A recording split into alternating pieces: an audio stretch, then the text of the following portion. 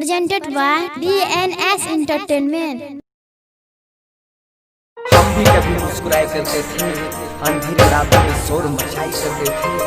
जला दिया मेरे हाथों को उस दिया ने, जिस दिया जलाने में डीजे विकास